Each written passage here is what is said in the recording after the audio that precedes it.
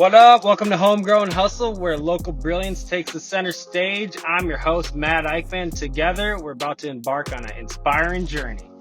Our community thrives on the wisdom of insightful leaders that are right here in our backyard. And we're bringing their expertise to your ears. Whether you're an aspiring entrepreneur or simply seeking inspiration, this podcast is your guide.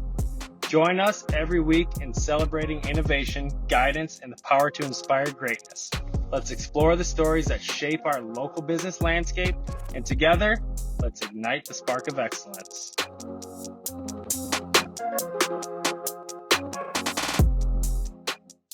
Welcome to the Homegrown Hustle podcast. Got another episode. I'm here with the CEO of Yelo Autosports, Tou Lo.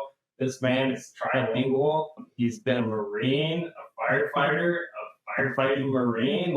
You've done a lot. So I really appreciate you coming out here. You want to give everybody a little bit of backstory, kind of just about yourself, and go a little bit in depth on some of the details? Yeah, for sure. First of all, thanks for having me on the podcast. It's nice to be on a podcast, especially anything that's got hustle in it. I forgot you didn't have your own podcast, right? Yeah.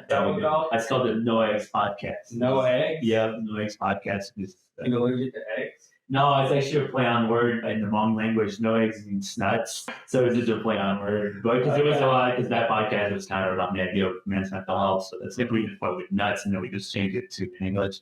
But yeah, about me, mid-30s. Yeah, I grew up in France, born and raised just outside Paris. Immigrant parents, obviously coming from Laos. I moved over there. They lived over there for almost 25 years. I was born and raised, so I was 11. And I moved to the States in 99. I was a sixth grader, and then high school in the city as well as in the suburbs. So I had a little nice shift of like inner city as well as like rural suburbia. And then the Marine Corps after that, followed by firefighting for St. Paul for 9 years, followed by business, and that's where we are. So yeah, dude, variety of things. That was the best job of anybody that I've been on so far, like laying that out. How long have you been doing your podcast for? Yeah, it's been almost 2 years. Yeah. Okay. That's awesome. So, all right, let's dive into it. So, you were telling me before, we've got some mutual friends and big skaters, right? So, you're talking about being in high school and being in that skater scene. I think you're pretty good if you're hanging with the dudes we're talking about. And then you're just like, I'm going to join the Marines. Yeah, so that was kind of crazy when you said that. I mean, it definitely opened this. Yeah, it definitely caught people are left, it's definitely kind of left field thing. But yeah, in high school, I just wasn't, like they always, as I get older, I just realized so much more as an adult, like just how some people are just not built for whatever the system has set up. And so I just hated school. Like, it's not, I think if you would have had the subject down, I probably would have stayed in school. If you would have made blading a subject, I would have killed it. But they didn't, and so yeah, it just wasn't my thing, I like thinking about my friends and skating and just doing that, and so that worked out until I got to about 17, 18, and then like the whole dream of being a sponsored skater and understanding that you make like $100. I'm like, that's not the way. And plus, you skate with like some of the kids we were talking about earlier, and hanging out with a lot of the pros too. You realize like at that level, like there's people that are just like so much better than you, and so then it was just like, well, what do I do? And so I just walked into the Marine Corps office. I always say that they did a great job selling me because I really didn't know anything from military-wise. Like my dad was not in it. I had no cousins in it. Like nobody was in it that I knew. I was in a different circle of friends. I'm not from a skater circle of friends. So like it's not like a bunch of them. You're not hanging out with dudes doing pull-ups. Yeah, exactly. Like I'm not hanging out with what we would call like a jock crowd at the time. I'm probably more like on the guys who like party. Where are my Vans at? Yeah. No, I mean, and that's literally it. So it was just like, doing hooligan things as a teenager and then realizing that's probably not going to go anywhere. And then a little bit just luck and kind of just random like happenstance. You go to a recruiter's office, he gets you, gets you signed up. And then, so that it was really random. To be honest, it happened within a period of 2 weeks. I don't know what, I wish I could go back. If I need to go do like some deep hypnosis and figure out why exactly, because I always ask myself, why did you actually go there? I still don't know. But I just walked in, got suckered, and I think in 2 weeks I was already signed up. And it helped me, because it actually helped me graduate high school too, because they had set fixed dates. You got to go to the Marine Corps this day, so you got to graduate high school. So I was already behind. I already got kicked out of high school by this point. I'm already just an ALC, but it gave me like an actual hard line. I'm just like, okay, something to work for. Yeah, get this done so you can go. Being really good at skating. Yeah, exactly. So that's kind of how that went. So really random. I wouldn't say it was a planned thing. It was happenstance. Okay, but that sets you on a totally different path. It does. Right? Yeah, 100%. It does. That's like the Marine Corps. You know, when we talk about just like military and all those things, like I wouldn't say that as an adult. I'm like a big fan of all that, but the things that I've learned there, they're super valuable. Yeah. And I mean, September 11th, day too. So like, yes, it is super fresh, right? Yeah. But thanks for your service, man. Yeah, I really appreciate it. So you said something else that kind of threw me off, which is really cool. So you said that you're a firefighter. Your job was to be a firefighter in the Marines. So when you said that, like my mind goes like you're in battle in this intense situation, like going and put it out fire. Yeah, that's like the most badass. And like maybe it's like not quite there, yes. but it's still pretty unique, right? I don't hear that a lot when I talk to my Marine buddies. Yeah, and that's not even something that I knew about. So like I knew if there's one thing that I can look back on and say I'm a little bit proud of myself is knowing that at some point, like I'd seen a firefighting documentary about 9/11 actually, and like it really inspired me when I was still in high school. And then I went to the recruiter's office and I was like, I don't know what job I want to do here. Like I don't even know how this thing works. And they're like, well, you should do. At first I was like, maybe I'll try to be like a police officer in the service. And they're like, well, you're too young for that. You're only 17, but you could try firefighting. So then it kind of clicked. I was like, okay, I already kind of thought about that. So the title is called Crash Fire Rescue. So you're actually working on just aircrafts and runways. So what you're dealing with is planes coming down and the brakes don't work and brakes catch on fire and now you got to go rescue. So, I mean, every airport has that too. Like MSP has it. Every airport has that. They have their own fire departments that deal with just aircrafts. So it's either like the medical emergency on the plane, or it's brakes, or it's engine fire. Yeah, so that's what you train for. And then you still go to I didn't go to combat zones, but you can still go to combat zones and be that. You're a firefighter on a runway, but it's not necessarily perfect tarmac. Like it's just dirt. Yeah, it's like a dirt road, and you're just there in case that plane needs you. And that sounds like a pretty sick. Yeah. You got to be a certain kind of individual.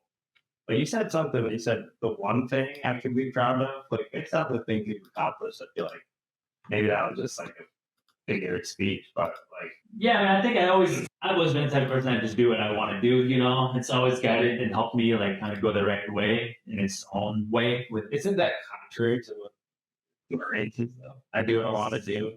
Yeah, well, I mean, and I think that's where the military helped me because being in high school, and like a lot of high schoolers, you do what you want to do. But the Marine Corps is that place where I got my ass kicked and put back into a real structured way of thinking. And so so now I've utilized that through my whole adult life. It's like, how do you still do what you want to do, but then understanding that you have to have a structured approach to just things you do. Like you can't just be loose or it doesn't get anywhere. Yeah, it can't be fluid. Yeah, you have to fix goals and stuff. And so Marine Corps is the type of place where they're so rigid in their structure that I hated it being there. But looking back, it's like, oh, those were actually great, like valuable lessons.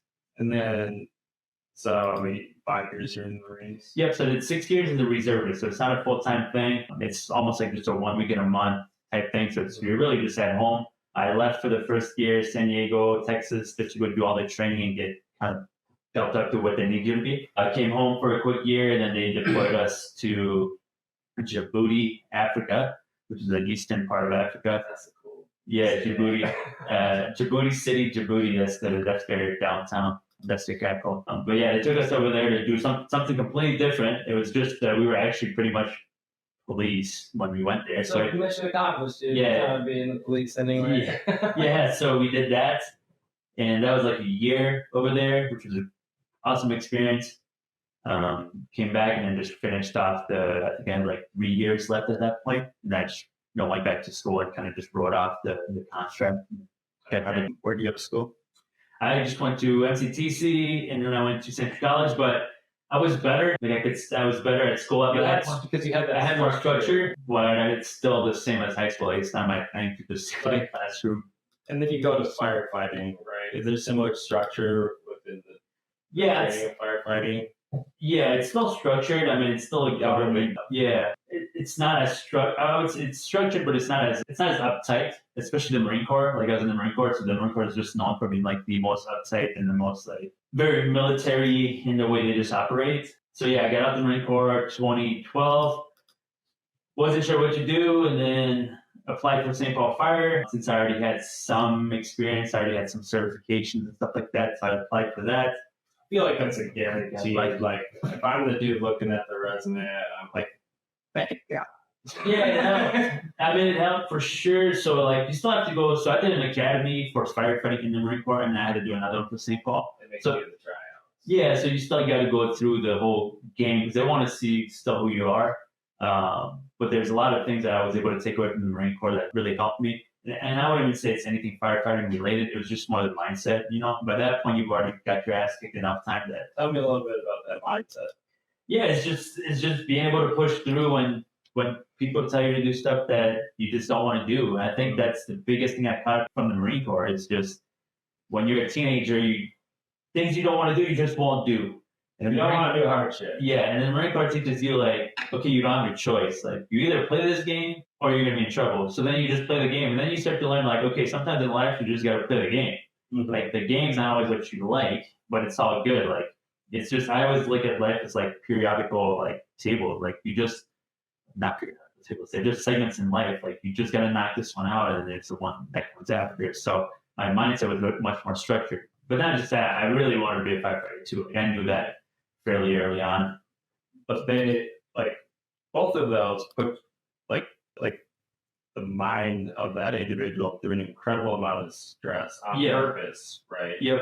And so one of the mentors I had in my life, Parker, he is a former Navy SEAL. Yeah. And talks about building like deepening the well, right? So giving more, that there's more that you can go in there and get, and it sets you up to be able to endure more in the future because of the crazy stuff they make. Yeah. Do you think that that's pretty accurate? Yeah, it's 100%. You know, I think when you've tested yourself enough physically, mentally, you've stressed enough times. I mean, it's just like all things in life. I think if you haven't failed or haven't really tested yourself to a hard limit, then you just won't. And some people will do it individually on their own, but I think sometimes you got to be pushed by somebody and an outside force, you know, and that's really what takes you to that place. And then when you go to that place, then you start to be dishonest in your own limitations. Okay, realistically, I can keep going, you know, like whether it be in business or physical fitness or really anything, it's like you can keep going. Like you could just stop if you want, or you can just keep pushing. And then you push through one like set of challenges and then another one, and it just builds up. So is there some type of practice that you still kind of go through to do that now that you're not in those type of structured environments? Yeah, no, for sure. That's the part that like I grew up in. I almost, you know, from 18 to 32 between firefighting and Marine Corps and firefighting by the city. Like I always grew up in a job that required me to be like fit to a certain degree. And so now once I became my own business owner, it was a little bit harder because now I no longer had somebody above me tell me what to do. So you had to create that. Right? So you have to create that. So the way I've done that for me is like I still hit the gym a lot. I still love to run. Like we just did it. I just did a marathon. It was the gym right around the day I got last weekend on Sunday. Then we get the Twin Cities Marathon coming up in a month. So yeah, big better. Yeah, I like to. I kind of need it mentally. It's good. Yeah, or at least it's the pressure. Gotcha. So that like physical exertion like allows you to kind of have that space and time to really focus on yourself. And yep, that makes a lot of sense. Yes. So when we're talking about like firefighters, I feel like a lot of people do that because of like the planning that's provided for you, especially like City of St. Paul. There's got to be great benefits and all that. Again, like out of left field, just like, you know, I'm not going to do this anymore. Yeah. I know you were running Yelo on the side, yep. right? Did it just grow to a point where you were? Yeah. So it's kind of, it's probably like at least twofold. One was, so I started the business on the side because firefighters have about 20 days off a month. If you're a full-time fireman, That's wild. yeah. So to anybody who doesn't know, if you're a full-time fireman, like career firefighter, not a volunteer, not a paid call, like that's your job, you work 10 days a month, 24-hour shifts. It's kind of split up throughout the month, so you're not working like a 10-day segment. You'll work like a 24 on, 24 off, and like it kind of just divides itself through the month where you only do 10 days full-time. So if we go by hours, it's 240, which is still more than most people's 40-hour jobs. So you spend a lot of time there. Paid to like sleep. You do. In the city, a little bit less. The city are just a little bit more active. It's a lot more crazier things. It's not like out by me, like around like the taco. Yeah, exactly. It's like full time. Yeah. There's a lot of stuff. There's a lot of stuff happening. Yeah, there's a lot of stuff happening. So it was partly that I just started the business on the side. I've always liked cars. I wasn't like a guy that would ever thought like, hey, one day I'm going to end up owning a business around automotive. Like I never thought that. Once again, just following my own stubborn mind of like, I'm just going to do what I like. And so I started the business, and then eventually I did the business and fire side by side for almost 6 years.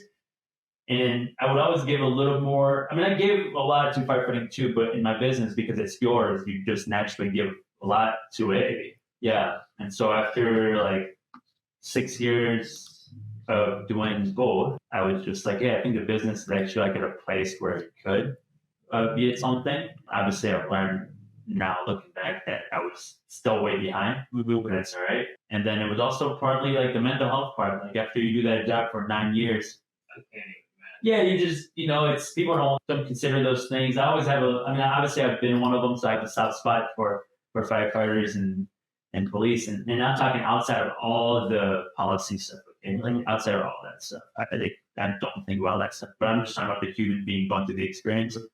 It's just challenging. I mean, you're seeing all kinds of things. I mean, one of the organizations we support is the Physical Wounds. Oh, yeah. First responders. Yeah. Because it's like, it's a need, right? And it's a need, just like we need people to be able to do this, but everybody ends up with all this trauma. Absolutely. There's no assistance in processing. Absolutely. And even within the culture of those places as well, it's a bunch of like pretty alpha male and female. So talking about mental health is not really like a thing that people would like to talk about, but I'm more of a holistic type person. So for me, it's like, well, you can't see that. You can't put that much trauma in your hard drive. Like there's no like master reset on this. You can't control. Yeah, you can control it.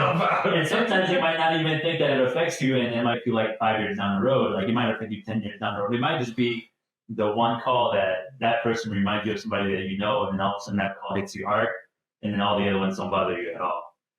So after 9 years, I'm like, well, how many more years of this of like mental toll do I want to take? And so that was kind of like the second big factor. One, the business was kind of trying to show me that it could roll, and right, it was a good time to transition. And two, it was just like, I think I'm done with just all that testing myself mentally and physically in that sense. You're like running into fires too, right? Yeah. Like I'm sure there's a lot of other stuff like car accidents. Yeah. Where you just gotta get there, but yeah. So like an assortment of things that St. Paul Fire, or Minneapolis Fire, or any fire department does, but especially the city ones, we do everything from like helicopter rescue. Like there's a task force that like will fly all the way up to the boundary waters if they're needed. So they do like rescues like that. You do like trench collapse for people that are doing constructions and go deep into a hole, and then they didn't shore it well or something. Oh, that's the scariest thing ever. Yeah, exactly. Trapped alive. It actually happened a couple years ago. And then let's talk about happy things. Yeah, so it's all those things. It's EMS, it's everything: shooting, stabbings, drownings, fires, gas leaks. So you're dealing with all can I this. ask a question really quick? So the mental health side of things, like people designing those roles, like we know that that is going to happen, right? So is there training around that during the onboarding and like you're about to do this job, we gotta prep you for this, or there's a little bit, and I think it's gotten better. Like I got on that job in 2013 and I got out in 2022. And through the years you can see that it's getting better. Like they're getting more progressive because the conversation is actually happening. Yeah, exactly. It's not like it's not like just be a tough, just be tough and move on. Type of thing. Yeah. Just ignore that thing over there. That's the opposite of what's going to Yeah, absolutely. Is that like your podcast is about mental health, like men's mental health, right? So is that kind of what we're just discussing? So what prompted that? Just like the ability to have dialogue around that for yourself? Yeah, no, for sure. Because I went through my own sets of episodes of like, drive through a neighborhood that you had a lot of crazy calls in, and then like you notice, you notice your heart rate rises for no reason, and you're like, that ain't normal. So then you go do your own thing, you go see therapists and stuff like that, and you just learn that like, okay, like I consider myself to be pretty resilient mentally through all the experiences I've had. I mean, I used to like do like fights, I've had fights and stuff, so I consider myself pretty resilient. But then for me to still struggle that hard in the mental health side is really what woke me up to be like, hey, like it's not a weakness to talk about mental health. Like that stigma needs to be actually it's actually a strength. Yeah, it's a strength for sure. Like the generation before. Yeah. You're more like subdued, yeah. Like what? I don't know why Dad has feelings. Yeah. I mean, I know he does. He's got a lot of them. Yeah. I mean, yeah, it needs to be talked about. And then even that, sometimes it's like, sometimes some people can say it's too much because now everything's a problem. So there's like a balance in there as well where, yeah, you do have to be resilient and tough too. Like that's important as well. But you should be able to talk about. But like that metacognition, like the thinking about what you're thinking about, that's something that not a lot of people are good at. No, I think a lot of people just float through life. But with all the deepening of your wealth that you have to go through with the training, like you kind of have to do that. So naturally, I would think that people that go through these hard things, an ability to. Yes, that, but yeah, it just depends on how you cope. Like, because everybody copes differently, and I'm not a psychologist. Yeah, you don't. Yeah, like one of my best friends is a psychologist, and like I just talk about it a lot. But you just got to deal with the trauma. But everybody copes with it differently, and so like obviously there's good ways to do it, and then there's wrong ways to do it. Like if you turn to substance, it's probably not the best thing. I mean, I guess it depends on the substance, but regardless, like there's other ways to do it. Like for me, it's always been physical fitness, then my guide, of course. Like I go for a run, like it's hard to be mad at anything. And it's hard for me to be frustrated after a run. Now when I go back home, yeah, my mind starts spinning again. But that gives me the opportunity to just think clearly for a moment and just kind of like be with my thoughts. And that can be done like a bunch of ways. Like I don't meditate a ton. I do like I have, or like even like note taking or like journaling. Like for me, it's really more on the physical fitness side than really I find my peace. But yeah, no, it's how you cope. And I think coping is the thing that also needs to be taught. Like you just don't know how to, like people just don't know how to cope naturally. Like someone's got to teach you how to cope. Did somebody teach you? Or I mean, I think I figured out on my own, but that after going through therapy and stuff like that, that's definitely like I learned a lot more. Like, this is how this is who you should be expressing these things. You got to share these things with people. Like, just open up that bottle in your mind. To like spread it out to other people. Not to everybody. Some people either wouldn't understand, but to the people that have the empathy to listen to you, they're source of like knowledge as well, telling you how to filter your thoughts. Well, it's outside feedback. Yeah, outside feedback. Yeah, you're living outside your head. Like if you're all in your own echo chamber, just that's the revolving door. Until there's like new inputs or something. Like I love to read a lot. Yeah. So bringing in new information allows support. Like you're fiction and nonfiction, dude. Self-help. I like personal development, coaching, leadership, finance.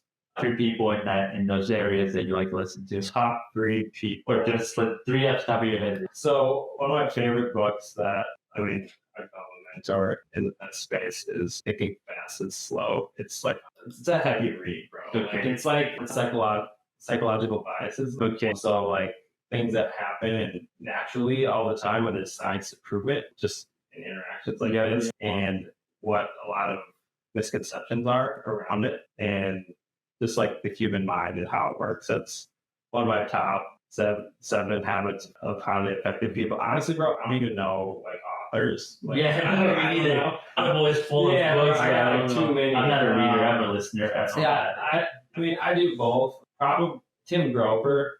He used to train MJ and Kobe. That man, 2 books, Winning and Relentless.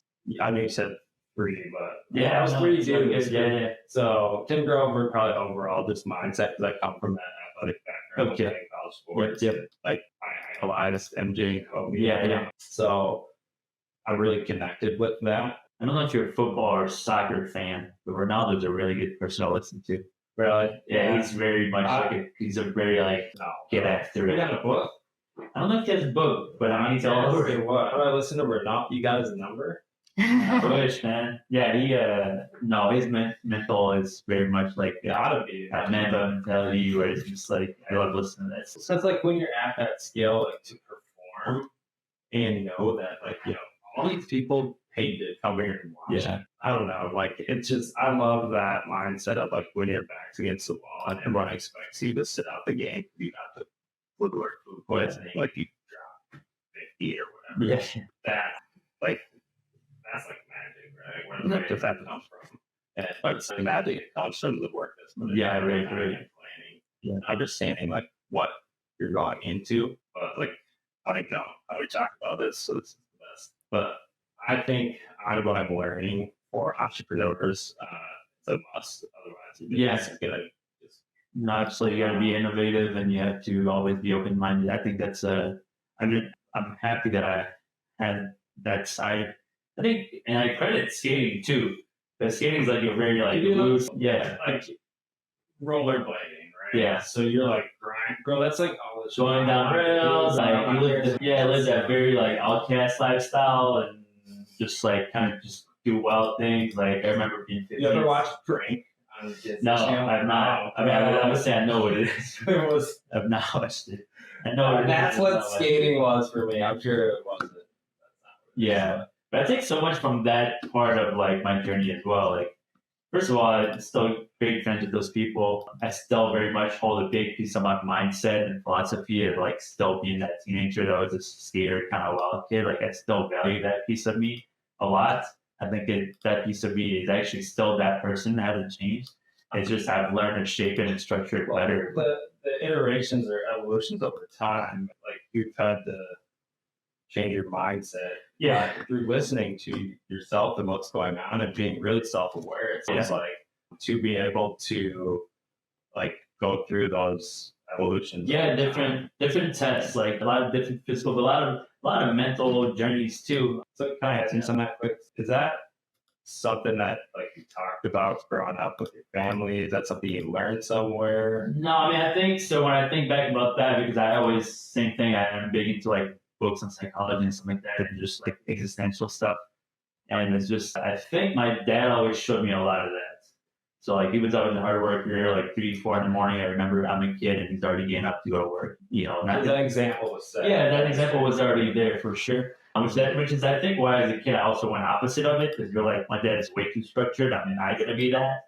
And then later on in life, you're I'm waking up way too early. And later on, you're oh shit, I am like my dad. So I think that was there, and so definitely I credit that. So I think I always love to talk about the idea of luck, and to me that is luck.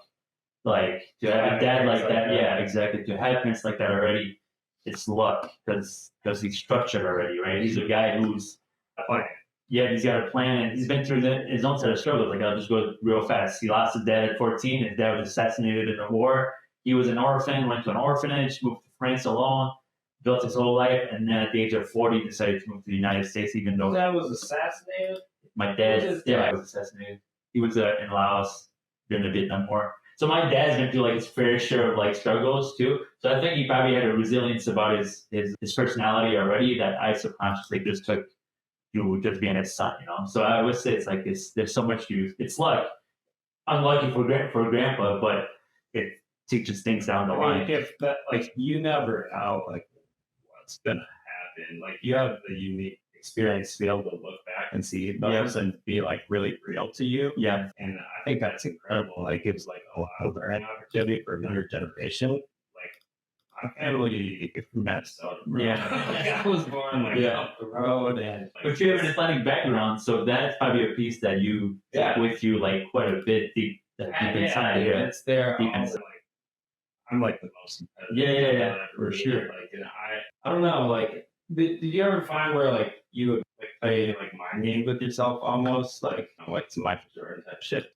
Set a goal and have a conversation with it out there. Absolutely tell you can't do it, just so you can go prove them wrong. Type of thing. No, I don't. So I don't think I did that, but I think just being a kid that didn't go through high school and everything, I think that was already put on me by this society. Like, oh, this kid doesn't go to school, he skips school. So like you're already kind of going against the grain of like whatever. Which I think that builds that like chip on your shoulder. Well, you did it at the nth degree, like everything, right? It wasn't just like in this one situation compared to my teammates. How to do this? You're like, yeah, it's just like society, life overall. Society's telling you like you got to be this way, and it's just like, no, I'm not gonna do it. Grind this I'm just gonna do the opposite of that. Yeah, and actually that's been super helpful because it's being too structured. Sometimes I feel like if you're too structured too long, then you wait for the structure to come. But if you just like do your own thing, like, well, okay, I still have standards for myself. You know, I still want to have this type of life. So. Yeah. So is there any type of practice you go through like on an annual basis to like pay attention to where you're at and think about like where you're trying to go? Because that structure was provided before. Yeah. And now, like as an entrepreneur, you said earlier, you got to figure out where you're going. Yeah, so I was trying to break down my life in just like 5-year increments. I just break it down and say, where do you want to be when you're 30? Where do you want to be at 35? Where do you want to be at 40? And I wish I could read all the sorts of the book that I read, but like the concept is if you aim for like 100% and you at least have the goal and you go after it, and even if you land at 70%, it's like way better than the percent there and you go by anyway. Mm-hmm. So you're still got way further than you should have been. You already so far. Exactly. Yeah. And so that's just like my approach to everything. And even in the Marine Corps, like physically, mentally, like I was never, even in skating, like I was always, I would say like above average, and it's not to slice or anything, but it's just, I was never the best. Like there's just guys who are way better than you, there's girls who are better than you. And I just knew that. But I knew that if you just try, and I've definitely seen it over the years, if you just try, then like you'll still get to a pretty solid spot, you know? And so I think some people get all that at once, you know, like high school, boom, they like elevate real fast. And some people, it's a slow, continual climb. But I think the guy who never stops, when he gets to like 60 or whatever, he's probably pretty far along, just because he chipped at it for so long, little by little. Yeah, he's just consistent, exactly. Just consistency. So where were we at? Sorry, I took you off the path because I asked you about your books, what books you like, and then we went into Ryan. Yeah. I thought this one's yours. Yeah. So I have to get tell the rest of the story and into your business. You work part-time, vehicles, you have your own badass car, you like that, clean vehicles, and you're like, all right, Yeah. I don't want to keep doing this with mental health. Sounds like it was about when you're 35. So Yeah, it was like right around 33, 34 where I kind of came to that like crossroad of like, you're almost a decade into the fire department. So you're pretty, like, you're starting to get deep, right? I would have 20 more years to retire, which is still a long time. But you're at 10 years, so you understand what the job's like. You understand what it's like every day. Like, it doesn't change all that much. You show up, you hang out with your buddies, you do crazy stuff, you see crazy things. And that's that. Like, are you okay with just doing that?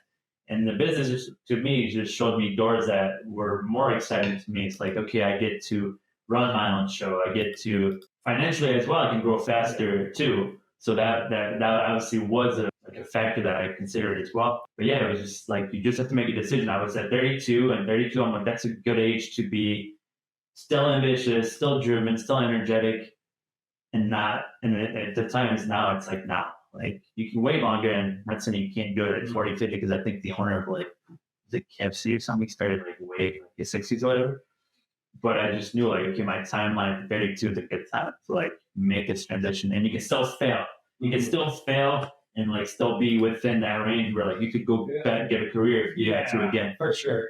Like, so you just like, yeah, when all that depth of thought for young people though, like it takes stuff to be able to do that, because then like our generation is so fast moving, like people just scrolling on TikTok and like thinking about that. Yeah.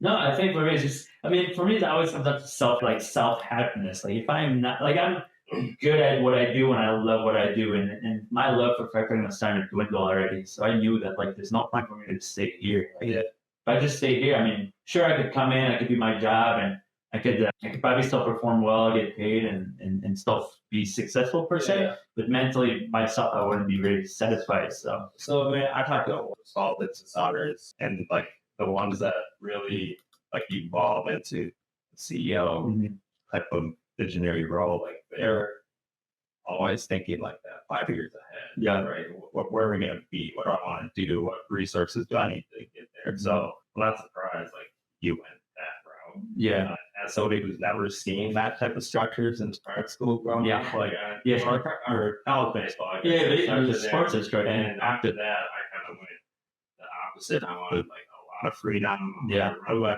business, grow my locks, and like I was good. Yeah.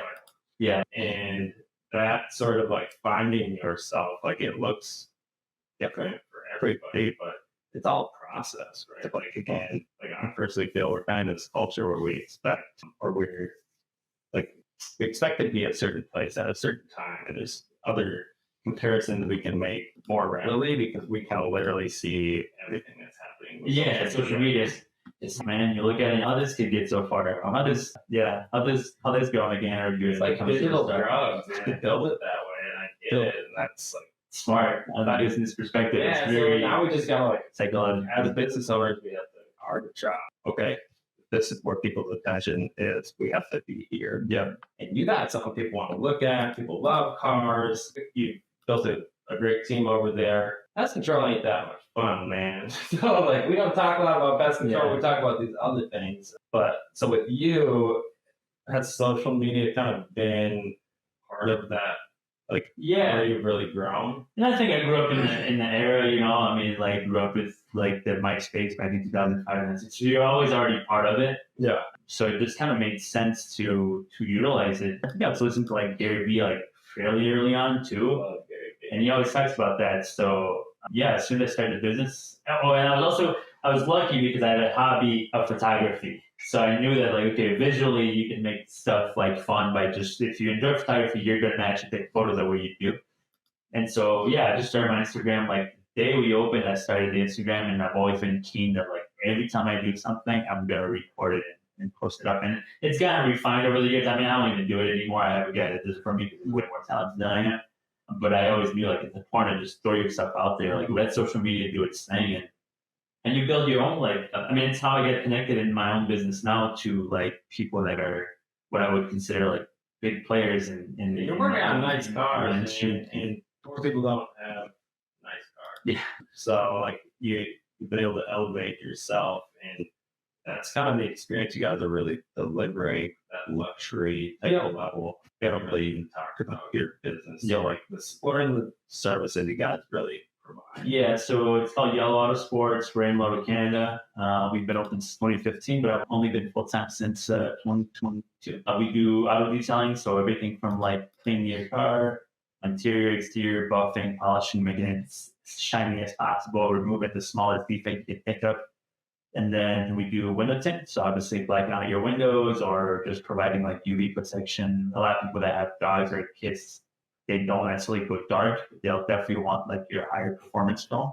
I know my dog gets pissed. Yeah, so that's one thing. And then we do paint protection film, which is like the clear film that you kind of put up like in the front of your like phone screen, except we're putting it up like full color, and also vinyl wrap, so like color changing vehicles and stuff like that. So it's all cosmetic and kind of like prevention. But yeah, no, I started with a lot of the like Japanese cars was kind of my thing that I liked.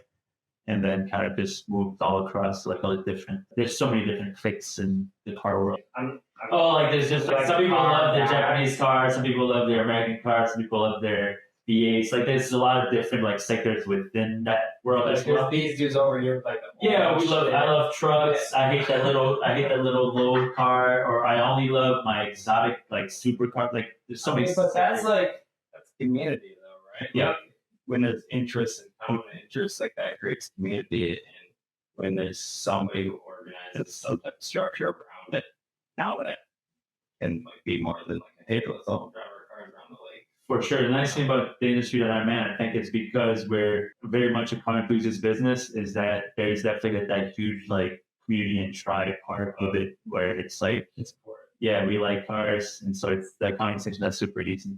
It helps I have my own car that I like that people like. And so it's always just easier to communicate. And you just love it. Like, it's easy. It's like, unless it's like some vehicle you haven't like detailed or don't have experience with, like detailed what's out there pretty much. So what is there something about, other than the clicking, is there something about like car culture that you learned? It's like going full time? Yes. I wasn't huge in the car culture like to begin with. I've always liked cars, but I was never a guy that like really I didn't even know.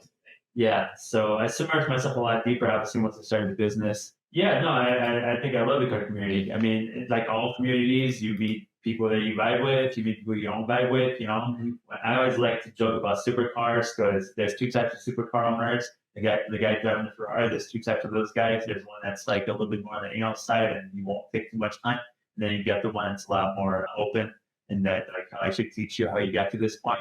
So you have like That's the one that you have the one who doesn't associate with you too much, and you have the ones that are really open and just you ask them the simple questions, how to get to this point, and you realize they're super open-minded. That's something you ask like a lot.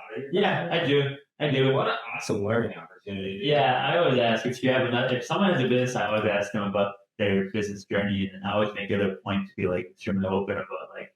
I talk about my challenges and my downfalls a lot more. I talk about my upsides. The upsides are easy to chat about. And really, there's nothing to learn in the upside, I think. So I really ask you questions about, like, hey, what's difficult for you? And then it shows me, too, who's open, right? It's like people who are very open-minded and open to sharing. They'll start sharing right away. And then right away, I know that that's a person that, like, okay, I'm not going to bother you, but it's cool that you opened yourself. And I try to be that way for other people, too. You know, it's like, That's smart. yeah, and there's nothing for me to hide. I mean, at the end of the day, it's still just like, I gotta show up to work at the end of the day. So how do you learn from those dudes? Is there any like big key takeaways from those talk? No, I think the biggest thing I've learned and the biggest thing I'm learning now is just like consistency and patience. Like that's really it. Like consistency, patience. Yeah, just showing up and then being driven and then having the visions of where you want to go. And then whether or not you get the objective, as long as you knew you did what you're supposed to get there, and whether or not you got there, you still did what you're supposed to do. You can't control everything, but yeah, I think the biggest thing I've learned, just like older people, is it's just consistency in the game. Like you will get there, but you got to stay around. You can't just there's no overnight success for some, but very rare. That's 1%. That's what we see on social media, but that's not like the majority. The majority is just consistent grind time. Hours invested in the hair. Yeah, no, it's a long marathon. It's a marathon. Put in the game. I feel like you got to sprint the whole time. Yeah, a lot. Yeah, I've had a lot of friends say you need to kind of settle down, but that's kind of my pace, though. I just enjoy that pace. Yeah, I ignore those people. Yeah, I enjoy that pace. I'm being entrepreneurial. I mean, I've found a little bit like it kind of separates yourself from people that aren't like some of the conversations you have. Yeah, for sure. Some of the things that you have to think about as a business owner. So like hard for people at this corporate job to like really comprehend. Yeah. Like, bro, what are you doing? Yeah. One thing I find myself always doing is I always break things down. So like when I go to a business, new restaurant, like I look right away, like, oh, where's this building? Okay, we're in Northeast Minneapolis. Okay, 4,000 square feet. Cool. How many people are in here? How many chairs can they hold? Okay, are they busy? Like I start to break it down, right? And I'm like, okay, I wonder what business is about. Yeah, exactly. Do they have a good profit margin? Like how much do they cost to make this it's hard looking at it like that. So being that you like got kicked out of school in high school, like all this stuff, like you're learning how to go, whatever resources have you found to kind of help you like even think about that, like the finance behind it, like P&L and like I think those just came later. The beginning was just starting something out of passion. Like all the other things I've done in life, you just do them and you kind of go into a dump, but that's fine because you still get into it. And then after that, it's popping the books. It's looking at your algorithm on YouTube and realizing like, oh, okay, this is what I watch now. Like I'm actually watching more business stuff. I'm watching more marketing stuff. Your algorithm shows you what you're watching. You see it freaking Alex Hormozy all the time. Yeah, exactly. And so like that's kind of been the thing that I do every day too. Like the first thing I do while I'm having my breakfast is like I just go straight to a business sort of video or like self-development. I start with that. Yeah, I start with that all the time. And so I think it just after that it's accumulation through the years and you start to realize what's important. And even now there's still so many things I don't know. I have friends that are in business so much further than me that tell me things that I need to work on and also understanding my own weaknesses. Like I know that I'm a very passionate person. I love doing something that I have passion with, but like P&Ls and scheduling. Like that's not what I like to do. Like my passion's not there, so I have to force myself a little bit to be there. And it's also just sometimes tough enough the money to just find somebody who can do it. I mean, so that's really the solution if you're trying to scale. Yeah. Oh yeah, so you can really like, especially finance, man. You save money other places in your business. Yeah, like, exactly. when it comes to taxes, like you better get your money right. Yeah. Because like before I took my business over, I thought I owned it before I gave it through an audit, and like the amount of time it takes for a small business owner that nobody's paying you for, like that. Yeah. Can put people out of business. Yeah, absolutely. Were you disciplined in that sense though? Like through school and stuff, pretty disciplined person when there's benchmarks and like assignments? I'll tell you the best, bro. I have 4 2 yeah. Okay. Like I did college baseball. Yeah. Night, so like I wasn't really do solid if I'm not like all so I'm like putting the gas. Yeah. No pun intended. Yeah. Like, I'm just like, and it's like one of the things that really like trips me up. Like it's one of my weaknesses, but it's also one of the things that like helps me get where I'm at. Because I built the mindset like if I wake up earlier, if I work more, if I put in more than somebody else, like just starting with more, it gives greater opportunity for a better outcome. Yeah, I think with sales, if you get more contacts, you get more proposals out, like it's going to convert to more. Now through that process of doing it, you learn. But like I just didn't like losing, bro. Yeah. I have 3 brothers. We're all about the same age. Like I played with blood. Yeah. I was like 18, freaking mean. Not like that. It was more to that than like intentionally creating a goal for myself. It was more like playing to whatever level my team was or Yeah. talent was. And as I got older, like I went to high school, so it's easy to be the dude. But when you go to college, like that was a big wake up call for me. And that's when that practice really went in. I'm either going to do this or not. I actually had a conversation with my father my freshman year after fall. I was terrible, bro. Freaking terrible. I don't know the depth chart. We had like 10 freshman pitchers plus upperclassmen, and I was literally dead last. And I'm about to quit. I called my pops, talking to him about it, and he just like, well, did you prove him right or you prove him wrong?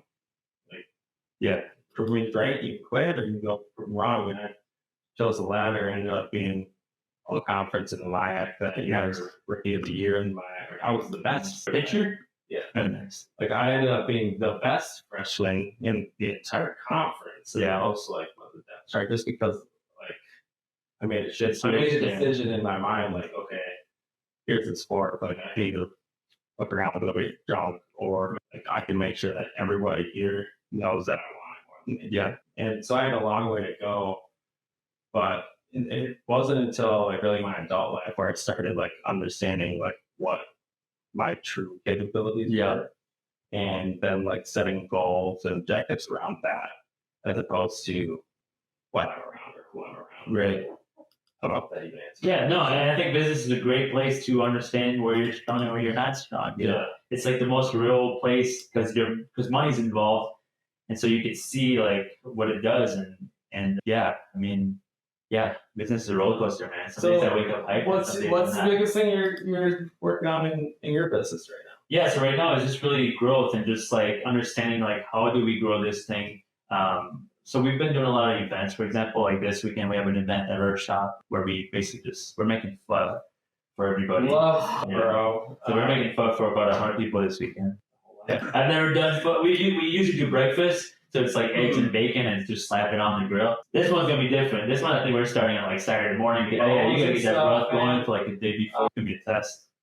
So what you own the place that you... I know we're just leasing. Was that like the big switch that happened? Like, so I already had a shop before. But it was much smaller. I could probably hold about like 2 vehicles inside. Okay. And then as soon as I quit fire, then we talked about it earlier, but I had like an incident where I fainted. No idea why, but I just fainted. And then at that time I was solo. I had gotten back to just being a solopreneur, thinking that like, yeah, I'll just run this thing by myself and control all my time. And like, I'll just terrible. Yeah. And so after that incident, I just quickly learned like, this is not the way. Like, you're just going to have to work harder, build a team, and go back to just like finding that inner leadership inside of you and lead a team to actually become bigger. And so now the last years are just like, okay, how do we constantly grow this thing? How do we keep going bigger? How do we get more awareness? How do more people know about us? And so there's just a lot of marketing efforts, a lot of car shows, sponsorship. You're doing stuff. Yeah. You're active in the communities.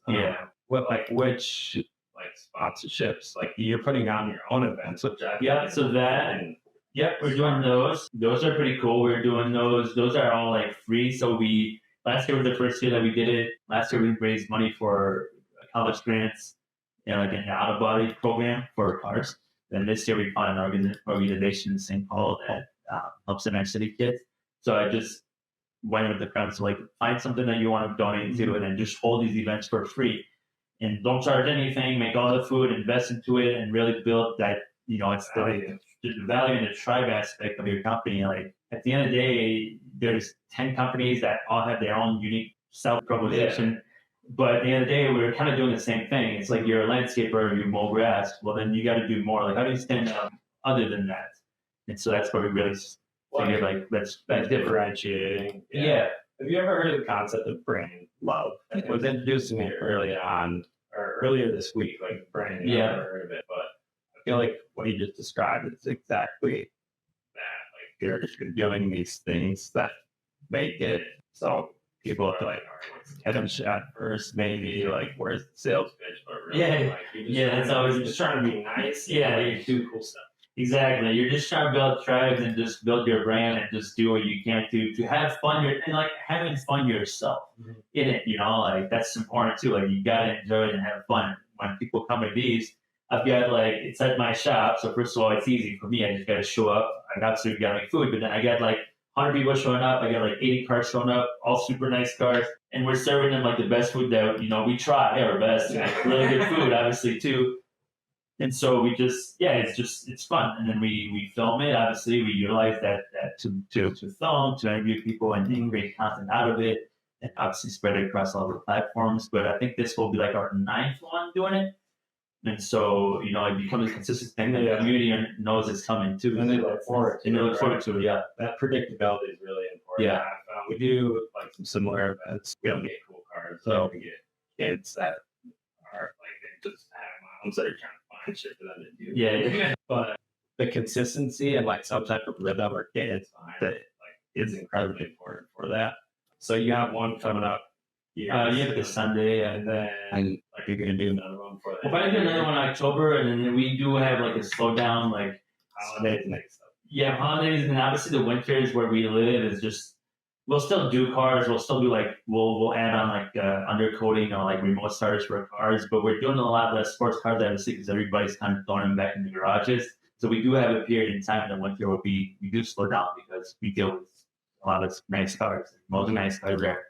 The real nice cars are not really out. Shouldn't be. They shouldn't be, but these are people that love their babies. So, do you have any advice for somebody that might be getting into or thinking about getting into what you're doing, detailing windows? Yeah, I was YouTube trained for the first 3 years. I started the business just straight up YouTube. YouTube education, YouTube degree is it's not a real thing, by the way. It's not a real thing, but yeah. But yeah, I feel like it could be. I feel like it's. I know it's gonna be. You're gonna pay it, and you're gonna get a piece of paper at the end for sure. Someone's got. That might already be there. That might already be there. Somebody might already be, or at least they're giving you a link to their course. Have you found a platform that is best for you in growing that? Because social media, it's hard. You said you started with Instagram right away. Is that So Facebook, Instagram, YouTube, and I used to just post the same thing across all 3 platforms, and then in the last 2 years, we kind of changed that. We started just really look at it more for what it is and say, okay, maybe YouTube's going to be more of the long form, and we're going to film in landscape mode because people are watching this long time apart. And then everything that we're filming for the gram, now we're just filming in that, that aspect ratio for those videos. And so just so that things are cleaner. Yeah, learn that stuff. Yeah, learn that stuff. At first, you're like, hey, what? No, just upload everything. Just upload. Weird. Yeah. So again, until you start doing, it's hard to even learn that. You can watch literally, yeah, you got a YouTube video that Exactly. and a lot of It's stuff. not that thing. I watch too much of those videos. You know, it's like an overload of you watching videos about what I should be doing, what I should just be doing. Yeah. See, I think about so many things like kind of lazy when I say it aloud, but like I try to do the absolute least amount to get the most output. Yeah. And if I go any further and it becomes like less of ROI, like that's good. Like it would be better to like stay at a little bit less input. Yeah. Just to maximize out. Yeah. Depending on your objectives. I'm a little bit of a brute sometimes. That's probably one of my weaknesses too in business is like I just tackle a lot of different things and I'm stepping back and saying like, okay, what actually makes sense ROI wise instead of just doing everything. Like, I mean, doing everything's nice too because I get to sample a lot of things. And I get to figure out like, okay, what across all these things, all these fishing poles that we put out there in the river, like what actually bites. And so you get to know that, but as I refine more, I'm like, okay, you got to be a little bit more calculated. Like, what lure are you actually going to put on that pole instead of just like casting everywhere and saying like, well, this work. So it's a balance of that, like balancing those judgments. So you use fishing poles, I use machine guns. Like these guns, like is it sniper or is it like you're right? That's good. I'm a machine gun Matt, bro. Like how come Yeah. just like You just like I use a lot of your team. Right. Like, how do we be more effective? Yeah. Until you try them. Because some people get stuck at like the first one when they're like, I don't know. Yeah. And then they go to YouTube and they stick right there and try to learn everything instead of like, getting the feedback from the world and like their own ability. Absolutely. I've talked to a lot of people that like other business owners too, and a lot of times I do see that there's a lot of like analysis paralysis from people who's just like, dude, there's no answer, man. Just get out there. If that happens, they're gonna have to figure it out. Yeah. Like, what if it doesn't? Yeah. No. What if like traumatic, terrible scenario doesn't happen? Yeah, and that traumatic scenario is often good if you just if it hurts, you're like, yeah, I'm not doing that again. So now you know.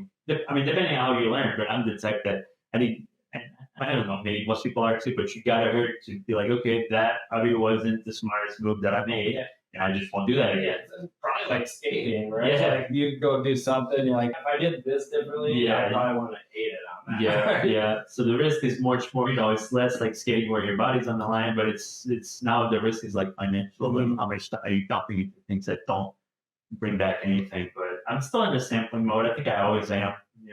Sampling everything that I can and just figuring out what works, what doesn't work. Sometimes I repeat the same mistake 2-3 times too. To like just learning to like pay attention. To learning. Yes, there's a lot in business. Yeah, it's so much. So like when you're 5 years out, like what are you trying to like what are your goals? Or are you trying to franchise it and scale like that? Or are you just like I want to be the best?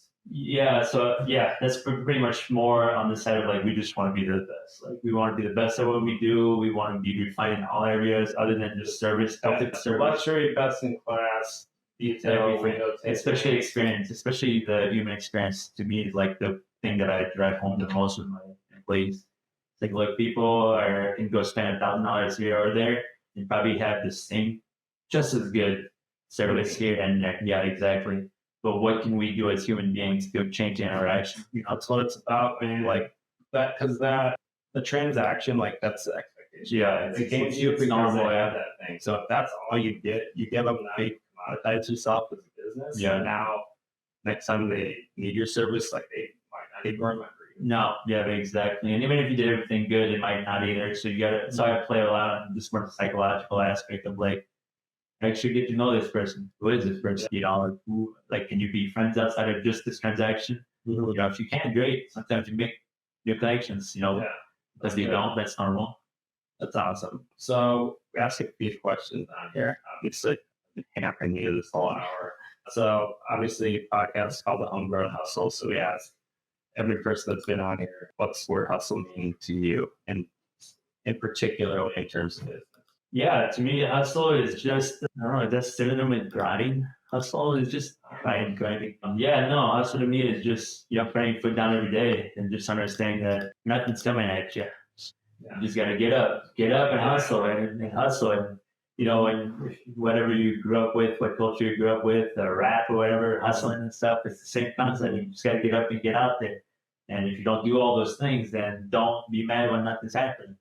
You know, you're the one directing your own life. So you can hustle now. It may never come. It might not come, and that's the risk of like that's the accepting part of like it may not come. But I'd rather figure out what can happen instead of just like it's a big reason at the fire department. It's, you know, a lot of people are saying don't leave, but this is a good salary. And I'm like, yeah, but yeah, that's one way to look at it. Or I could be 60 years old looking back at myself and saying, did you do what you think you could have done? And then be like, no, because I chose to have a safe salary and just bring home, you know, just bring home bread that way. And so that was, yeah, also just get up every day and put in the work. You're killing it, man. 2 years in, full time. You got a great business, built a great team. I expect to change big things. I'll see. Yeah, I'll see. So we got a lot of customers, super high-end vehicles like you talked about. Then let's start show. Tell us the best way to get in contact with you. Yep, it's Yelo Autosports. So it's YELO and then it's just Autosports. We're on Facebook, Instagram, YouTube. And your physical location is in Little Canada. Okay. Yep. Right off Little Canada Road in 35B. So just off that St. Paul. Just north of St. Paul. one exit up the main, super convenient right there. Anything else you want to leave out thinking about? Nah, just follow your dreams, follow your passions, do something that you like. I always like to say that the saying that like if you love what you do, you never work a day in your life. I don't believe that. But if you like what you do, you're naturally gonna also be better. So I think you all work is still work at the end of the day. I mean, if I could be on a beach and not do anything, and even then you probably go back to work. Every time I talk to somebody that's retired and succeeded, they always tend to go back to work anyway because they just naturally are that type of person. But yeah, so find something that you at least really enjoy because I think then you naturally get good. The passion can carry you. It can carry you on the days when you don't want to be there. That's good, bro. Yeah, That's really good. That's it. But otherwise, thanks for having me on the podcast, man. I enjoyed the conversation out today. Thanks everybody for listening to the Homegrown Hustle podcast, another killer episode. Appreciate all the likes, comments. Got a lot of questions coming in. We'll be hitting on another episode. Check out Tou's Facebook page, Instagram. Podcast sounds pretty awesome as well, especially from the mental health standpoint. So check this out. Give us that like and do that. Thank you. Thanks again for joining us on Homegrown Hustle. Our local business community thrives because of the brilliant leaders right here in our backyard. And it's been an absolute privilege to provide them with a platform to share their invaluable expertise. Stay tuned for more insight, wisdom, and inspiration from our local business champions. Don't forget to subscribe, rate, and review us on your favorite podcast platform. Together, we'll continue to nurture and expand our homegrown success stories. Matt Eickman signing off until our next insightful episode.